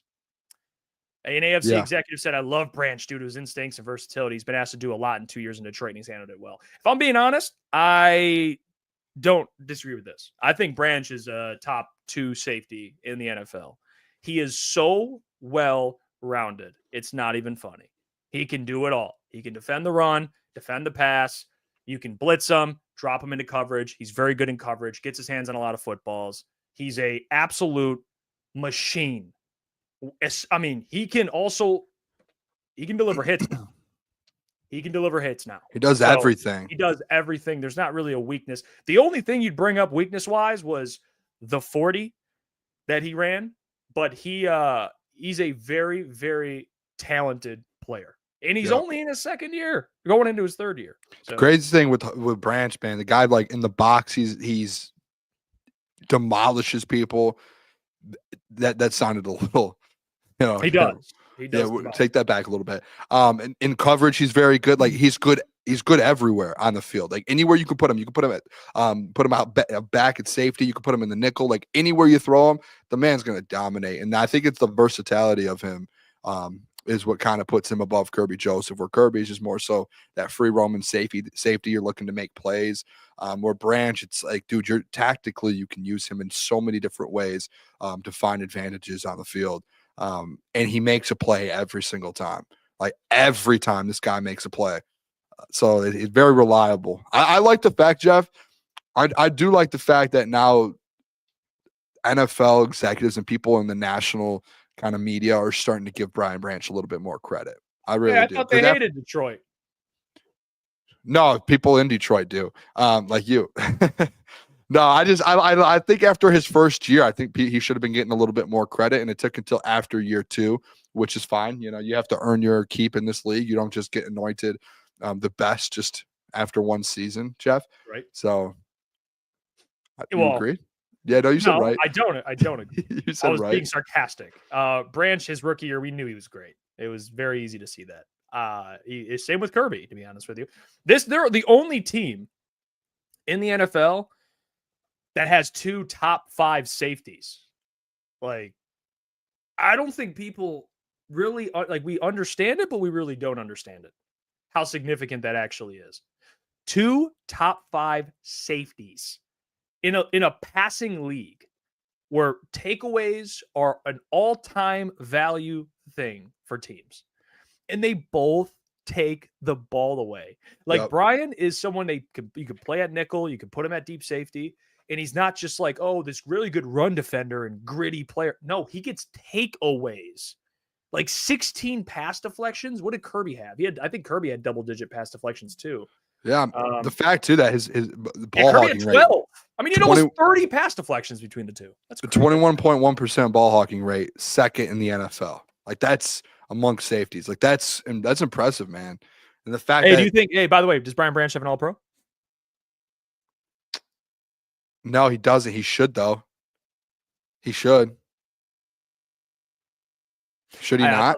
I thought it was interesting. I was asking. No, Puka in year 2 should not have had one. I was asking about Brian. I know what you're insinuating. I'm not. Hey, I'm smart. I'm a little smart over here. Shout out to ETN, man. That's funny. All right, let's keep it going because we'll see what Kerby's ranked. But by the way, so we both agree. End of the season, or even now, we both would. Brian, I would give the edge to. We both kind of agree. Better safety, best safety the Lions have. Is that probably fair? Yeah, 100%. Okay. All right, we did. We nothing. Really, thought we were going to argue again. No, I think we're spot on. We both agree that Brian's the best safety on this team, and I think we agree over the guy with an All-Pro. No, I'm just kidding. All right, I'm done. I'm done. Xavier McKinney. He was the number 1 safety according to some doofus. But he's a pretty good safety. Packers guy. Yeah, I'm not going to hate it, man. Not going to hate it. I think Xavier had a bunch of picks this year too, so I'm not going to be too upset. I don't know. I'd still take Kerby, but it's fine. I don't really care. You can have Xavier McKinney. Jesse Bates, though. I'm surprised. Yeah, Jesse Bates. maybe a little disrespected. He's been really good for a while, actually. Like, even with the Bengals, like he's been productive actually for a long time. So I think it's probably, honestly, I kind of forgot about Jesse Bates. No, Jesse's good. Can I say something though? Yeah, go ahead. The fact Kerby Joseph isn't in front of Xavier McKinney is insane. That's nuts, in my opinion. Yeah, I would take Kerby over Xavier. I'd probably go Jesse over Kerby. Yeah, I don't hate the Jesse Bates one, but the Kerby Joseph, like they're a very similar play style, like free safety out there that's just kind of ball hawking, looking for creating turnovers. In my opinion, that's how I look at Xavier McKinney as well. I think he had 7 or 8 interceptions on the season. Was up there. But the fact that, hey, you're looking at 2 similar players, similar style. Okay, now who had the more production? That's what I would do. And I think Xavier McKinney is very good, but I would just, like, he's still top 5. I would just throw Kerby above him, maybe move Jesse up, and then I would have Xavier McKinney after Kerby, which I don't think is that crazy of a thing. I think Xavier McKinney is very good. I would say Xavier's top 5. Yeah, very good. I'm not saying he's 5. I mean, I would say he's probably 4 or 5, whatever. It's not that big a deal. It's a spot or 2 difference. But yeah, I'm with you though. Just preference. I would rather have Kerby, but he's actually next at number 5. Kerby Joseph comes in, highest ranking number 2, lowest ranking unranked. Last year's ranking was not ranked, jumps up to number 5 according to executive scouts and general managers. It says here, opposing quarterbacks had a 29.2 passer rating when targeting Joseph, who led the NFL this season with 9 interceptions. So I like that at the beginning it says last summer the top 10 received a call from someone close to Kerby Joseph inquiring about why he did not receive a single vote in the 2024 pool. That's Kerby's out here. Oh, he's tapped in. He's tapped in. Yeah. That's why I kind of like that though. It's like he wants to be great. It's the motivation. He actually just tweeted out. I just saw he tweeted out like this week. I think it was like days ago. The top 100 list. He was like pissed. He's like, let me see it. But I like that because it's motivation, man. You're at that level. You need everything you need every little thing to get you. Those are what the greats have. Like let things like Amon Ra has that. Like just let things piss you off that are small, but it's good. So Kerby's a dog, man. He's top 5. I think it's probably, I mean, if you want to move him up a spot or 2, I would probably give you that, but he is in the top 5. So I don't disagree with this. And he is the highest paid safety. And then you have, I'll just go through these: Derwin James 6, Antoine Winfield Jr. 7, Buda Baker 8, and Minkah Fitzpatrick 9, and then Julian Love 10. And wow, Minkah got a number 2 vote. Yeah, he did. Wow. Who's 10? Julian Love of the Seahawks. Oh, okay. And then honorable mentions, you got Javon Holland, Brandon Jones, CJ, Gardner Johnson. Wow. Javon Morig and Kalen Bullock. Who's receiving votes? Justin Reed, Jalen Petrie, Kyle Duggar, Hufanga, Harrison Smith, Grant Delpit, Quentin Lake. Wow, Hufanga's pretty low. I wonder what. Yeah, he's gonna be back. He has an All-Pro already, man. Like, and I'm not even doing that to troll you. I'm being serious. Like, he's a good safety, really good safety. He did, but no, he dropped off a lot this last year. He struggled. Because he was with the 49ers, correct? Yeah, and he got hurt, came back, and just didn't look. Do you remember the game versus the 49 or versus the Lions and 49ers? Like, he was struggling. It was like a clear, like, hey, he does not look like Hufanga. Yeah, he's not. And I think he was playing like that all season long. And I think that's why people are a little bit like, woof. And they got the new kid anyways. They had a rookie that stepped in and was really good. Yeah, that's the kid out of Penn State who I really liked. Yeah. I forgot his name. Penn State safety. He's like smaller. He's probably on this list. He's really good. Was he? Did he make this list? No, he didn't, but he will be. He didn't even get votes? No. Wow. He didn't. But he will be for sure. Well, speaking of the secondary, we talked about the safeties. I have a question about the secondary, actually, in the cornerback room before we get to this Jared Goff discussion. We will get to it. Yeah, Mustafa. They have another one too. Mustafa's good, but they have another safety. I like Mustafa out of Penn State. Yeah, Mustafa's really good. Let's talk about this cornerback room. All right. I saw a graphic today. I can't remember if it was PFF or wherever, but they have the Lions as a top secondary in the league. Obviously, look at the safeties, no question. You look at who they have at corner. some questions, but they have a lot of depth. They have talent. All right. And Tim Twentyman, actually, I'm not going to read it. I just want to show you a stat, really, because this is what's kind of crazy. They're ranked as a top 5 secondary, but there's some stats that you look at, like this top one. Tim Twentyman wrote, by the numbers, 2. Total number of interceptions from Detroit's cornerback position among their 16 interceptions as a team. That's a wild stat. I just wanted to show you that. Literally just show you that. Obviously there's positive things on here, like the completion percentage for opposing quarterbacks when targeting Arnold last season, 55.6. So he was up and down, but he had some good games. I think the question I have is, what's the ceiling, or what is the expectation of this cornerback room? Because for me, they lost Carlton Davis, which he is built like a traditional cornerback one. He's tall, long. One that had interceptions in your room. He was the only one that had, only one that had interceptions in the room. He had 2 of them in a game, actually. But they replaced him with DJ Reed, who I think DJ Reed is, although he's not the same size or has the same measurables, he is someone that is capable of guarding number 1 wide receivers. He's shown that. And even though he played with Sauce Gardner, there were times, like people look at it like CB1, CB2. There was times where he was guarding guys that technically he'd be in that CB1 role. So he's kind of versatile. Yep. I think DJ will be fine. I think he's actually going to be pretty good for the Lions. He's never been a big takeaway guy, but he's solid in coverage. That's for sure. Terran Arnold is, to me, the biggest X factor of this whole operation, because if this man can kind of be the DJ Reed like he was for the Jets and guard 1 sometimes, because Terran Arnold is the ideal height, size, length to match up with guys we brought up, Puka Nakuas of the world, bigger body guys, or Justin Jeffersons of the world. Like, he can match up with these guys. Another one, if he does play well and shows out and they have to play him, is Ennis Rakestraw. He has that type of length, size, everything. If Terran Arnold can just get to like a top 15 level, you're in a really good spot, because I think you have 2 top 15 corners, you have 2 top 5 safeties, and then you have guys that can come in and maybe contribute. Like Amik, I think, is a very good nickel. That's how they can get to a top secondary. That's what I want out of Terran Arnold. I don't need him to be great. I need him to be good, more consistent. And I think what he showed last year at the end of the year gives him more confidence in that. But I think the biggest X factor of this whole thing coming together, Boone, is obviously Terran Arnold. No doubt. Because he's going to help everyone else out, honestly. I think the positive thing about all of it, whether you disagree or not, is I do think Terrion has a higher ceiling to DJ Reed. Oh, yeah. I really, especially coming out of just his rookie season. And you did see, and I've said this all offseason, like you've seen a million flashes, and Dan keeps bringing up, he said in multiple press conferences, like that year 2 jump, especially for secondary players and corners, like that is the big jump to see if guys are really that good, right? And there are players that the Lions have drafted in the past, brought in the past. You just never got to see that jump. I think this is the biggest year of his career. Like, this is like, to me, it's like, it's going to show whether Terrion's like a Pro Bowl guy.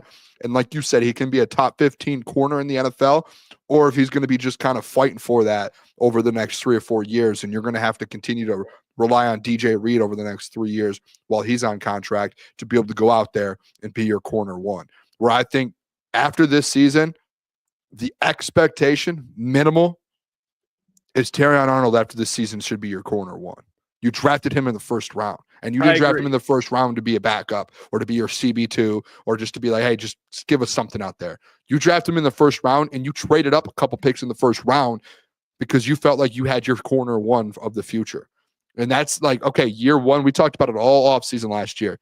He's going to have a long leash last year. Like, we get it. It's the hardest position probably in football, especially for a corner. And you're going up against not just the best wide receivers in the NFL, but these are some of the best players in the NFL. Justin Jefferson twice a year. Like, it's a gauntlet, man. But this year, like, he has to prove it. Like, I'm with you, Jeff. And actually, that's a great point. Like, thinking like, hey, if Terrion becomes top 15, DJ Reed's already top 15, you do have 2 top 15 guys. And if that's the case, that's a very good room. And then you're not even bringing up, hey, does Ennis take a step forward? What does Amik Robertson look like in the nickel? You know, you still have those guys kind of in the wings there. Does DJ Reed take a little step forward, kind of being his first year having that kind of CB1 spot after being a little behind Sauce Gardner last year? Yeah, I think the big thing also for Terran Arnold is the ability. I want to see what he displayed at Bama, which was taking the ball away. Now, there's only so many interceptions you're going to have, right? Like Kerby and Brian are going to get picks. Like I wish everyone could have 5 or more picks, but it's just not the case.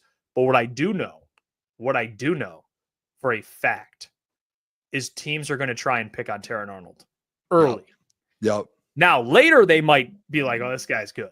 But early they're going to be like, let's see what this guy has to show us. We don't, because they're not going to throw at DJ Reed consistently. He's going to have opportunities to take the ball away. So I want to see that. I think if the coverage thing, he's shown, man, like he's very fluid. He's the discipline stuff he worked on. Obviously the pass interference calls and the holding, like that stuff kind of got better through the season, but it's not like he was in bad spots. You know what I'm saying? It's not like he's Jeff Okudah just completely lost every play. No shade. I just threw shade at him, but it was different. He can cover. It's just the mental mistakes. And then it's also getting takeaways, which I think the biggest thing that takes that. I mean, you're talking about a whole different corner here. I literally think last year, I've said it a million times, like it was just those mental mistakes that he was making. There's a reason, like the man got drafted in the first round. He has all the talent in the world. Like he could stick with someone. Like, yeah, he's a very good corner. And I think people, based off of how he started with those penalties, and then like the last couple games, there was a couple plays where you're like, oh no.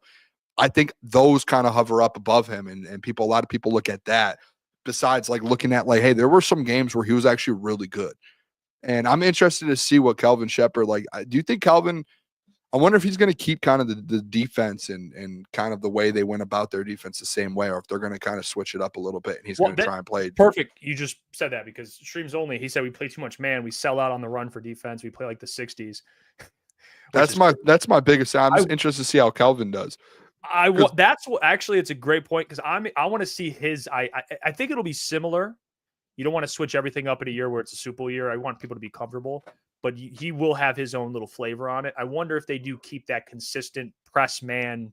I don't think so, actually, because that's AG. That's who AG was as a player. It is, but that's his identity.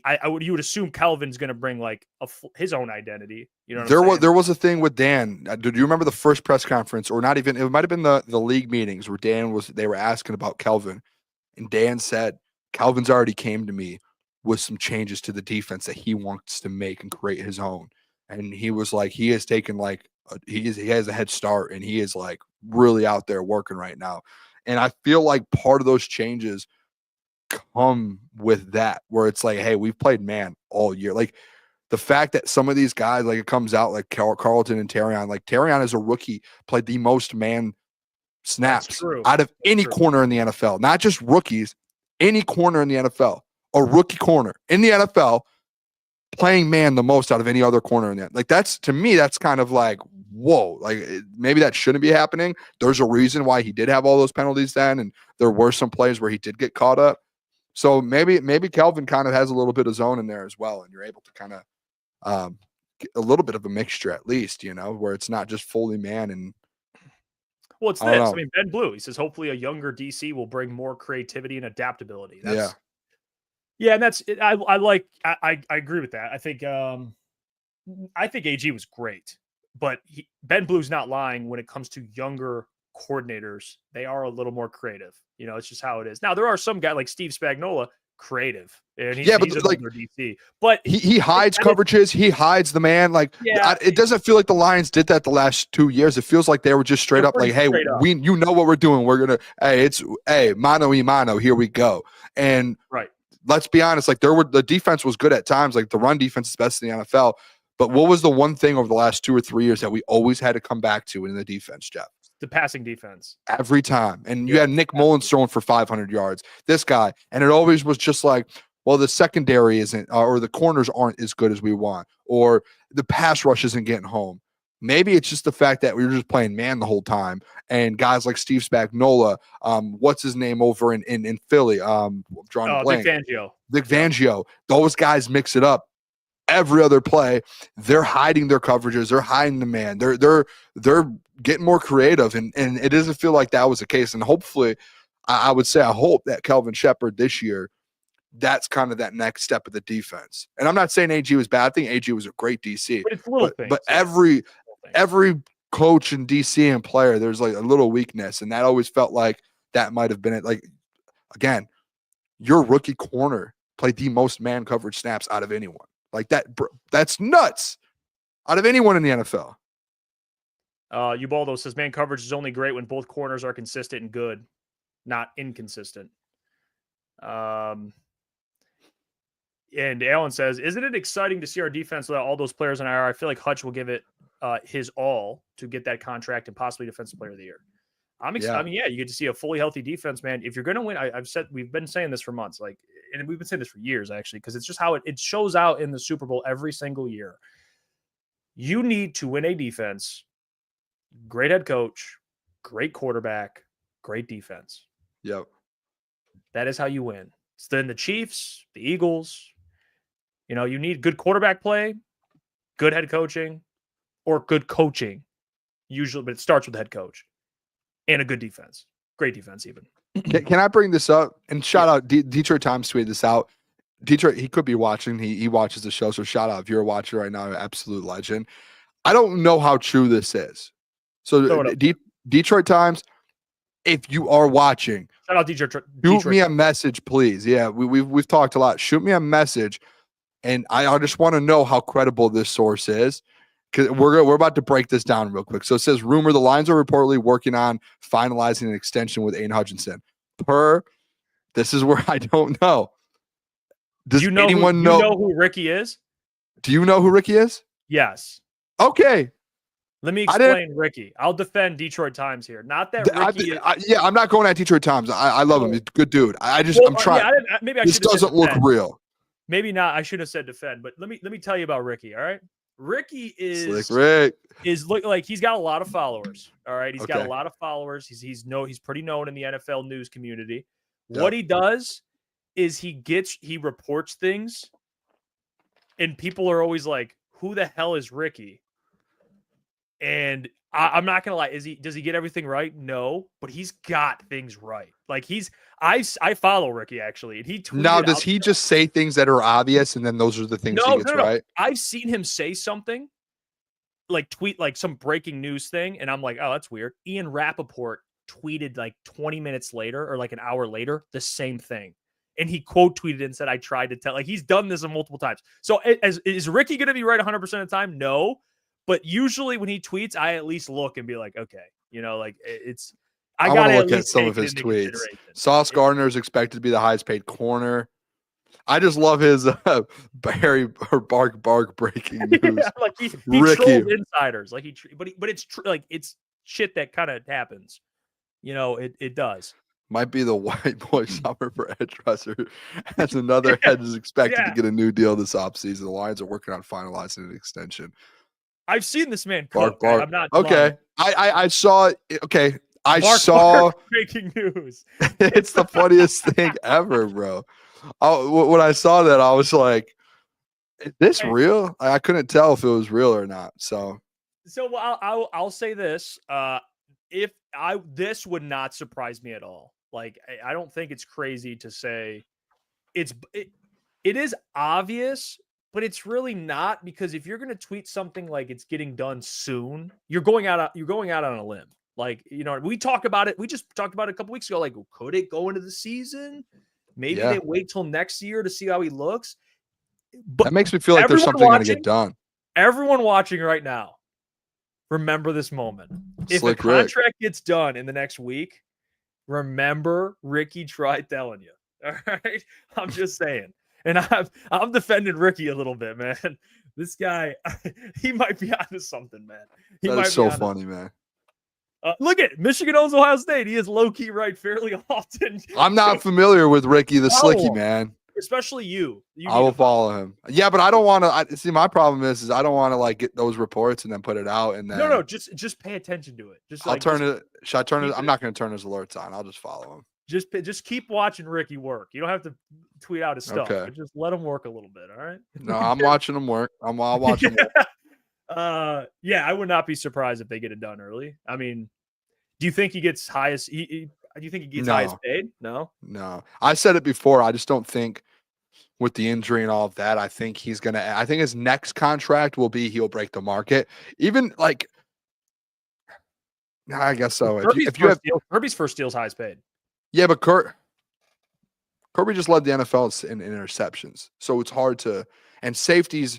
But like the fact that the edge kind of market is at 40 million, what did Myles Garrett just sign at? 40, 4 for 160, I think. Yeah, I don't think he gets more than Myles Garrett. My point earlier with this a couple weeks ago was the fact like Myles Garrett is a 2-time Defensive Player of the Year. Hutch hasn't even been an All-Pro yet. You know. Yeah, he probably will be second.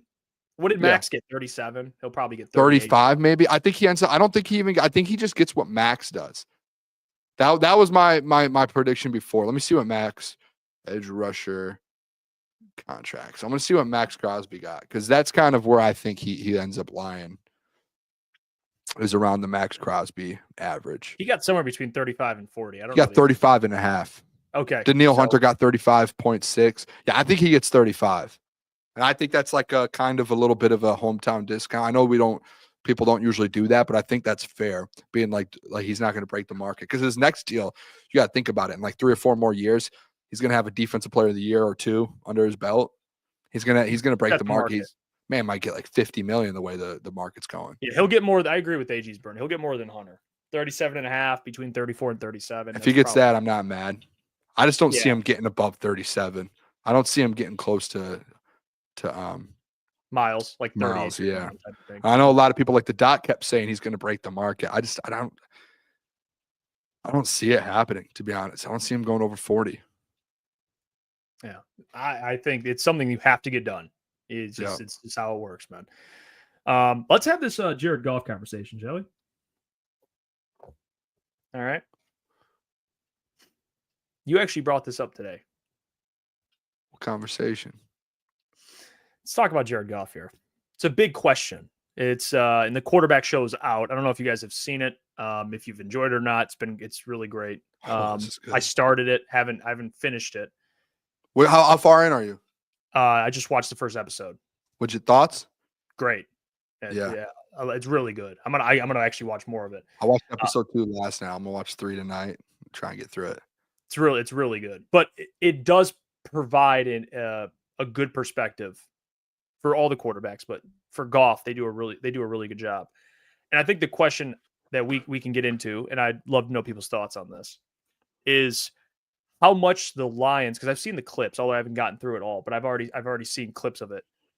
How much Dan, and you brought it up yesterday, loves Jared Goff. Loves. How much Brad loves him, dude. You see what I'm saying? Jared Goff. Yes, I do know what you're saying. Big question. Very simple, though. Will Jared Goff finish his career in Detroit? Yes or no? Holy shit. All right. Hold that thought. Nick, we need help with the pronunciation. Nick Denani. Just dropped an absolute nuke out of nowhere. Yeah, Nick. What a legend, dude. Thank you, Nick. Absolute fucking legend. All right. Thank you, Nick. Appreciate it, brother. We love you, Nick. Yeah, that is yeah, you know what, Nick? Can you help extend Aiden? If you got this money on the deck, we might need some money to keep Aiden around. All right. So appreciate that, Nick. You're the fucking man, dude. That's very nice of you. God bless you. Answer the question now. You're not getting away from it. Will Jared Goff finish his career in Detroit? That kind of wasn't the question that I was thinking about earlier. Better. Because my question was more so, will there be another Jared Goff contract after his current deal? Because I was interested to think if after this deal's up, if they extend him again. I'll say this if they extend him again, he'll probably most likely he might play a year somewhere else. Yeah, I'll say this: they're going to extend Jared Goff again. I believe that, and he will finish his career in Detroit, and he'll probably retire as a Detroit Lion. I truly believe that. And I know it's crazy to say based off of the quarterback show, but there's this whole thing right now in the NFL where it's like you see quarterbacks that can just sling the rock consistently, have long careers. Like Joe Flacco, you see Joe Flacco's still going. Like he's starting and winning games for certain 40, teams. ain't he? Yeah. So like you're seeing a lot of quarterbacks go into the late 30s, early 40s, and you're seeing that happen more often than it has before. So I mean, in my mind, this is the thing. I don't see Jared Goff slowing down anytime soon. I don't know if you do. I personally don't. Dan Campbell being like, that's my quarterback. And for Dan to just be like, I'm all in on Jared Goff, it seems like that connection's not going anywhere anytime soon. And that's going to stay the same, if not even stronger. I think over the next 5, what year is his contract done? Do we know? Do you have that? I'll tell you right now. Because my thought process is he plays out his contract. He signs one more, maybe 3 or 4. He'll be 30. There's an out, but if he plays the entire contract, he'll be 35. So what's going to happen is he's going to sign one more deal in Detroit, and that'll be it for his career. And he's going to win a Super Bowl here. He's going to win a lot of games.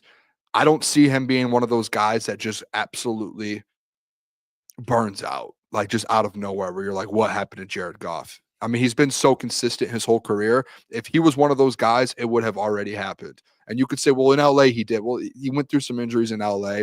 Obviously, things weren't working out there. If they stay consistent here in Detroit, Jeff, and Brad builds the team as he has been, and he's talking about long-term, I don't see a world there where they just move on from Jared Goff. Even after this contract's up, I feel like they extend him. He's probably not going to get another deal like he did.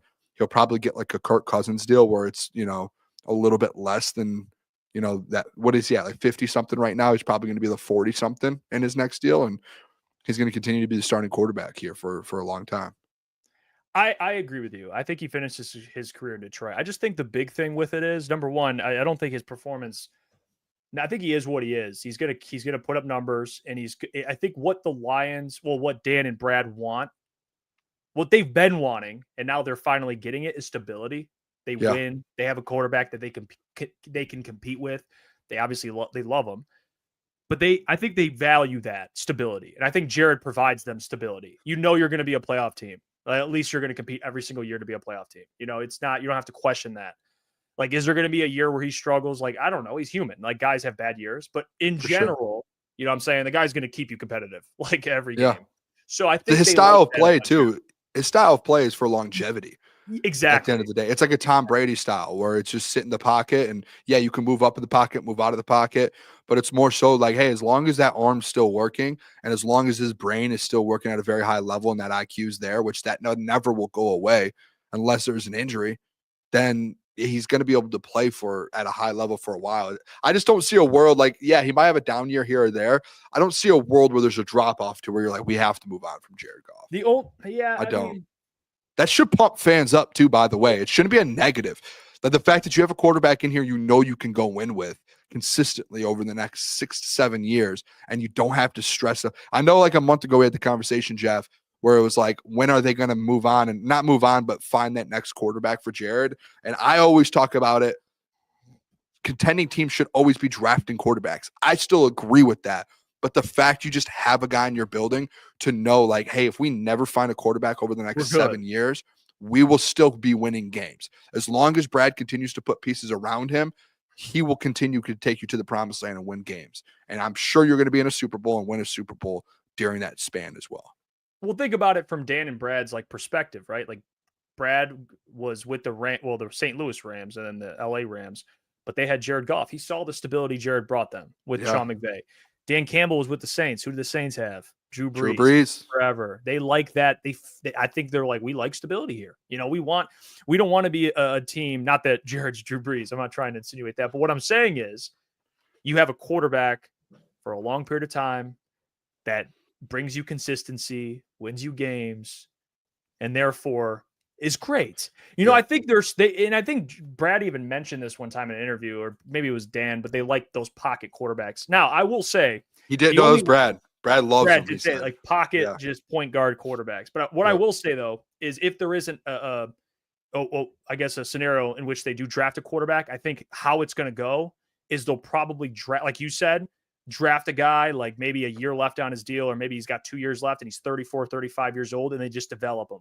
I think they'll probably just develop the guy until Jared retires or they don't re-sign him. Can we make a deal? And this isn't just for me and you, Jeff.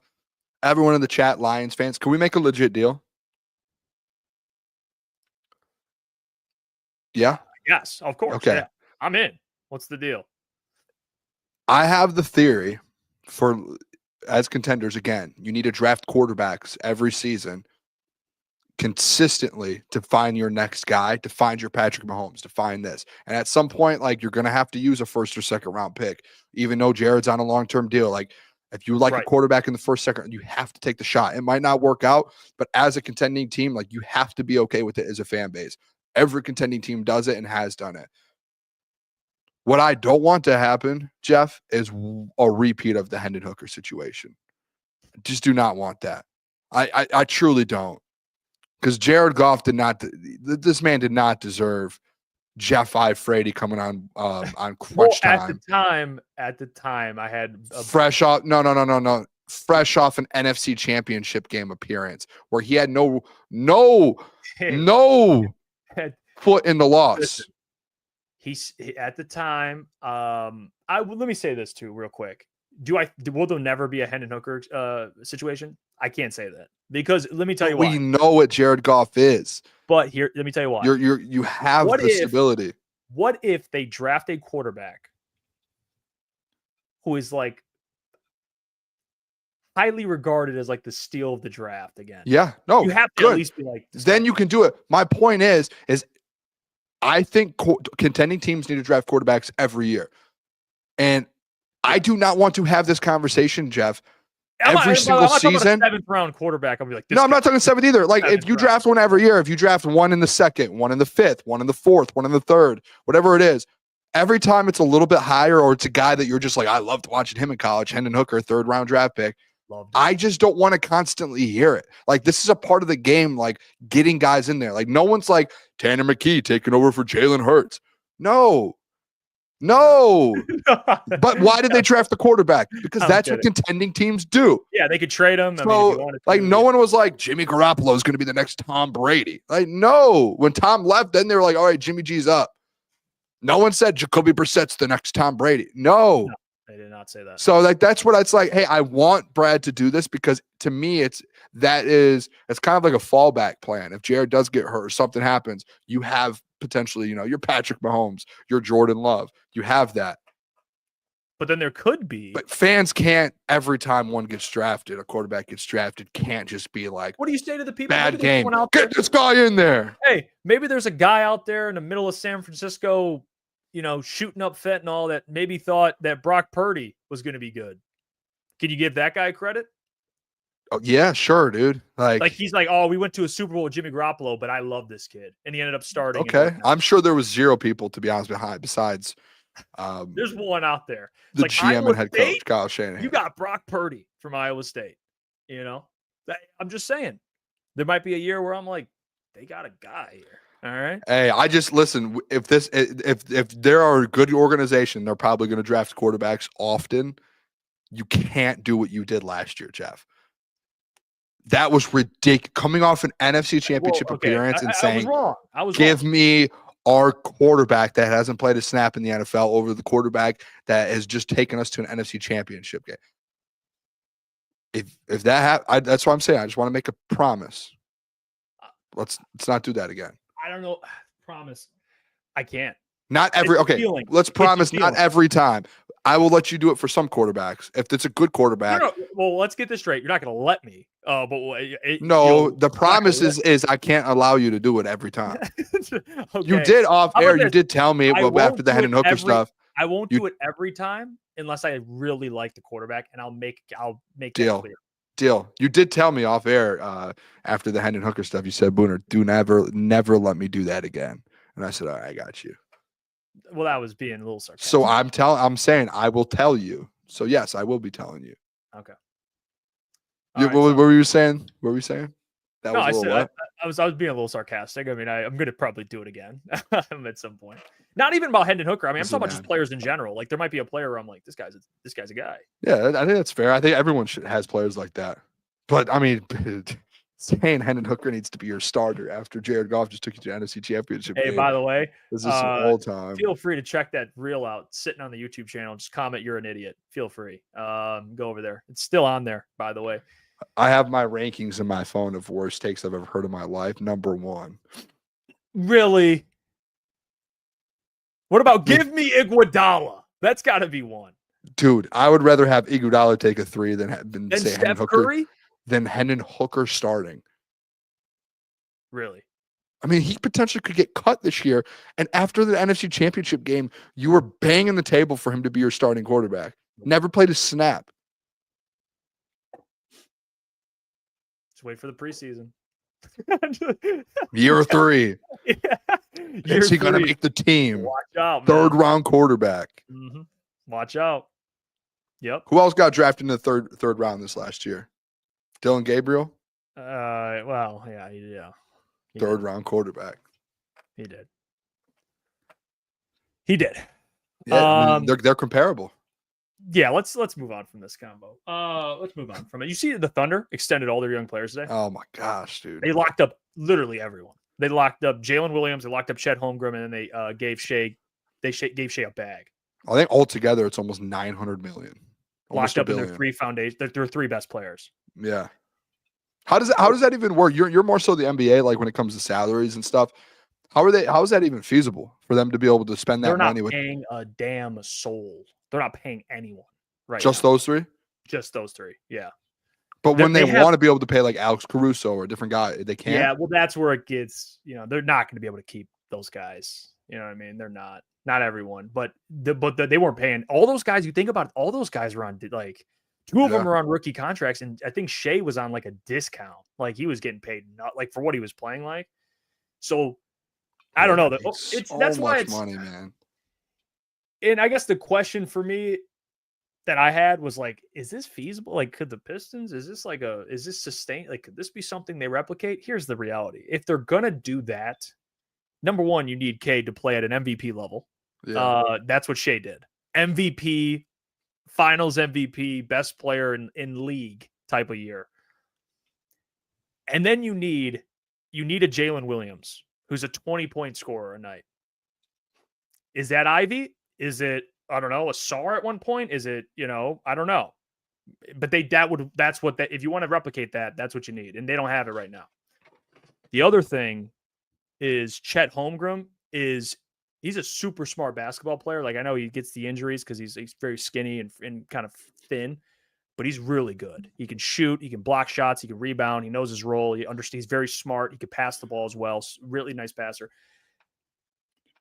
Jalen Duren, I think, has some qualities that I really like. Like, I think Jalen can kind of fill that role. But the biggest question to me, Boone, is like, okay, if you want to go that route and just go the young, developed player route, you need, and I'm not saying it won't happen. I'm saying it can happen. Cade MVP level, like top 3 player year. Yeah. And you need another guy to get you 24 a game, 23, 24 a game. And that has to come from without in-house, which I think the easiest answer to that would have to be what? It would have to be Ivy. Unless Asar just explodes one year. That was why I brought that question up a couple weeks ago to you guys. Like, do you see Jaden Ivey being as good as Jalen Williams or Jaylen Brown? Like, those are the 2 types of players where you're talking about, like, that Robin on a team. Yes. And he would be the one I would say yes. Yes. But it's got to be him, but you don't know. Like, I think that's the problem right now in the organization. You're still kind of growing and there's still that big question mark. And especially you're asking a guy coming off a major broken leg to go do that in year 1. Like, that feels like a massive jump to be made instantly for a guy coming off a major injury. So it's such a weird, I think the Pistons I've said it a million times, I think they're in a weird spot. I'm just interested to see, like, this is why I said, like, I wouldn't have mind if they found a way to get Giannis, or they found a way to go, maybe not Kevin Durant because of the age, but just another player, a Devin Booker. I know Devin just signed. Oh, he got me. He did 70 a year, dude, for 2 more years. But if they found a way to trade for Devin Booker or just make that splash move, because essentially, like, dude, I brought it up a couple days ago, Jeff, like the Thunder did it with SGA. They made that trade and he ended up turning out to be an MVP. Like, everyone's makes those types of trades to kind of get to that next level. The Knicks, they added Jalen Brunson, right, with their young core, and they kind of built off of that. So I don't know. The Pistons do have to do that with Cade. Like, you're going to pay Cade eventually. Well, he's already paid. Not like SGA though, right? No. Oh yeah. Eventually, no, you have to going to pay him like SGA because you're expecting him to get to that level. Yeah. But you need that number 2, and I think this year it's gonna tell a lot whether you have that or not. And if you do not have it, guess what? Next year or at the trade deadline, if you know like you don't have it at the trade deadline, and you know like, hey, Jane Ivey's just going to be our number 3, getting 15 to maybe 20 a game, and you need a 20+ point scorer at the trade deadline, you need to go get one. You need to go get a player that can get you 24, 25 with Cade. That's where the trade deadline could get interesting. Yeah. They have the assets too and the money. So, and that's the thing that's the unfortunate reality is you don't see guys moved, big time players moved at the deadline every year. Usually it's off season where they'll ask out. Like usually teams want to see what they can do with that player. Yeah. Like we're going to hold on. And then the off season, like, fuck, we got to trade him. So even if let's say it isn't working out and the Pistons, Trajan's thinking to himself, man, we have to pivot. You're not really going to go find like a 25-point scorer during the trade deadline. I mean, could you? Yeah, you could. It just depends. Is someone going to ask out? Who's available? Or you sit and wait next offseason. Or you wait in offseason, you have to make a move. But they'll find out all the answers this offseason. And I don't think if you feel like after this offseason you don't have the answers and you still want to sit there and see, that's where I think you move on as well. Like, I don't think after this year you can just be like, well, you still need to see these guys develop. I feel like that's this year. It's either they develop and you know what you got or you don't. By the way, $822 million guaranteed money in 3 people's crazy. So much money, dude. That's what. So there are the different. What are those called? Like the different. Yeah. How does that work with those 3 guys? Can you even? That's my biggest question. So, let me see. I'll just tell you right now. 3 guys at that max level. I don't think there's another team in the NBA that's done that. So they have and by the way, I might have been lying by saying they're not paying anyone. They are paying some guys. Hartenstein, they just signed a free agency. They're not going to be able to keep guys like Isaiah Hartenstein, Lou Dort, Alex Caruso you brought up, but like some guys that are under contract, but they're not under contract for that long. They're probably not going to be able to come back. You just can't. I mean, it used to be a league where you could pay the luxury tax and get away with it with rich ownership, but now they're going to punish you. So they'll lose depth. Like they're going to lose depth. They will. Yeah. They're going to lose some of their really good players, which that opens it up. You know, other teams could grab them, but yeah, they're going to have to. Their plan is very simple. It's like, hey, we're going to lock down our core guys, and we're just going to draft and replace. Like we'll just draft and replace, pretty much, or sign like vet minimums guys who want to win a championship. That's kind of what. But the league will start. They'll punish you if you go into the first apron and then the second apron. It just gets continuously worse. They just take away draft picks. World after they start losing guys like Lou Dort and Caruso. I'm interested to see what Sam Presti does. They do have. To their credit, they do have 1 million first-round draft picks over the next few years, so they're going to have opportunities to bring guys in and develop and keep reloading with those stars that you have. Well, it's kind of like, yeah, you want to take away our draft picks? Go ahead, take away our draft pick. We got 1,000, so take them away. Then they take them away. Well, it's like 1. You know, they do like they're like, we're going to take away a first-round pick or a second-round, whatever it is. But it's like Sam Presti's probably thinking, yeah, take 1 away. He's got 1 million, dude. We got a fucking million of them. He has double the amount of first and seconds than the Pistons. Yeah. So it's something to keep an eye on here. I think the Pistons, again, we'll see. It's a big year for them with that. But drop your mailbag questions, by the way. And like the stream, man. Like the stream. I don't know. People are saying like the stream. Let's hit a goal. And before we get to mailbag, which you guys should be dropping your mailbag questions so we can answer, I'm going to tell you about our sponsor, Comer & Cross, once again. So let me tell you about them because they are a company you all should be using because they are local and they take care of their customers. All right, they do. And the simple thing is with their summer installation sale, you should be hitting them up. You should be calling the number 248-834-3488 because they'll transform your patio, your pool deck, your basement, and even your driveway, and they'll move the stuff out for you. They spoil their customers. And I know a lot of you guys have these issues, and Comer Cross can take care of them. So call the number 248-834-3488 or book your free estimate at comercross.com. Tell me, friends over at Crunch Time Sports Center. Crunch Time Sports, Crunch Time Sports, Crunch Time Sports. All right, let's get back to the show. Crunch Time Sports. Now it's funny that we do. I just got to keep doing that. Let's see. Ben Blue, Mailbag. Will we see $100 million per year quarterback one day, and how would y'all react? Yes, and not surprised. You think so? Yes. Don't you think there's going to be a limit on this? No. But you know why? The cap's going to go up every year. The NFL is going to keep making more money. You know what I mean? They're gonna be printing so much fucking money. And will it be soon? No. It'll probably be. Are you sure? I don't know. I would probably say it might be like 15 years, 10, 15 years. Imagine getting paid $100 million a year. Yeah, because I'm thinking about like how they probably go like $1 million or $2 million every time someone's extended. That's better. They'll probably Let me ask you like this: 15 years, it'll be at like 90. Is the quarterback currently playing in the NFL that will be the first $100 million quarterback? I don't think so. It's a long time. I mean, all these guys, even like, let's say I wanted to say Caleb Williams, 15 years, dude. He'll be 30-something years old. Like, he's not going to get $100 million. There's someone we're not talking about. That's so. What you're telling me right now is there was like a 6th grader that's playing flag football, and little does he know he's going to be the first $100 million quarterback. Yes, That's crazy. He's eating Frosted Flakes right now, and he doesn't even know it. Watching cartoons, and he's about to get $100 million. Yes, that's exactly what I'm saying. In 15 years, he's going to be the first guy to sign $100 million. That's a crazy contract. Let's see. Burning issues. Or no, we'll get to ETN. He was first. Which teams that made the playoffs last year will miss the playoffs this year? Oh, okay. Pull it up real quick. Hold on. Standings, playoffs. Did we already do this? No, it was the opposite. Opposite. Now this one is who will miss it that made it. Okay. Let's do AFC. Are you ready, Jeff? I'm gonna name the AFC teams. Are you ready? Yeah. Just say yes or no. The Chiefs. I have one. Steelers. I hate you for that.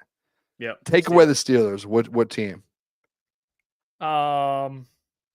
Chiefs, yes. Chiefs, yes. Bills, yes. Ravens, yes. Chargers, yes. Broncos, yes. Texans.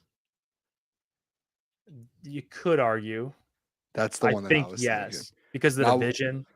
But NFC, Lions, yes. Eagles, yes. Bucks, yes. Rams, yes. Vikings.